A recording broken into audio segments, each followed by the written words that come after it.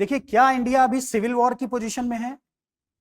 Civil war किसी भी देश में, आप किसी भी देश को देखिए, अमेरिका को देखिए, क्या अमेरिका में सिविल वॉर नहीं हुए?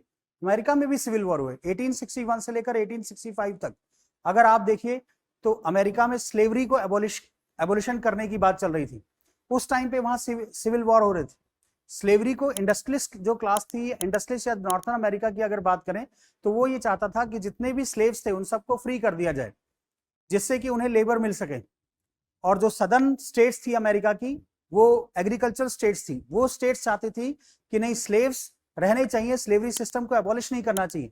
सो इस एक इशू पे अमेरिका में 1861 से लेकर 1865 तक क्या हुआ? सिविल वॉर हुआ। उस टाइम पे अगर अमेरिका के प्रेसिडेंट को देखा जाए तो अमेरिका के जो प्रेसिडेंट थे वो अब्राहम लिंकन थे। उन्होंने उस सिविल वॉर को बहुत ही मैच्योर वे में डील किया।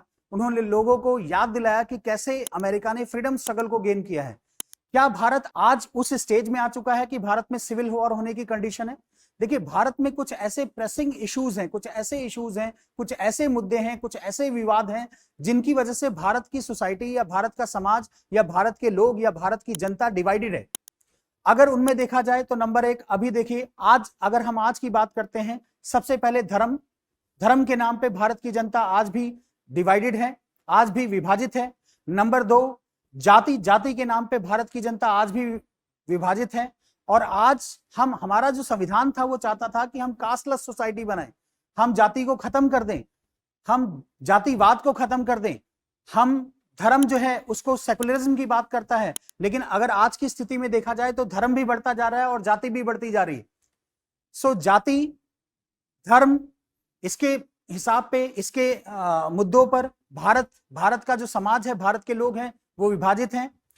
नेक्स्ट अगर पॉइंट देखिए, रिजर्वेशन, आरक्षण को लेकर जो अपर कास्ट के लोग हैं वो लोअर कास्ट के अगेंस्ट है। जिनको आरक्षण मिल रहा है, जिनको आरक्षण नहीं मिल रहा, वो आरक्षण जिनको मिल रहा है उनके अगेंस्ट है। वो मेरिट की बात करते हैं, इसकी वजह से भी समाज पोलराइज्ड है। नेक्स्ट अभी अगर देखते हैं, जैसे वक्फ बोर्ड का एक एक्ट आया है, उस एक्ट के बेसिस पे देखिए समाज पोलराइज्ड है। SC/ST एक्ट की बात करें तो उसके बेसिस पे समाज पोलराइज्ड है।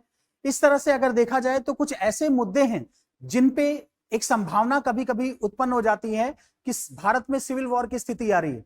लेकिन क्योंकि भारत एक डेमोक्रेटिक कंट्री है और भारत में जुडिशरी जो है इंडिपेंडेंट है, जुडिशरी हमेशा कोशिश करती है कि वो सिविल वॉर को ना होने दे। और जुडिशरी पे आज भी भारत की जनता का अटूट विश्वास है।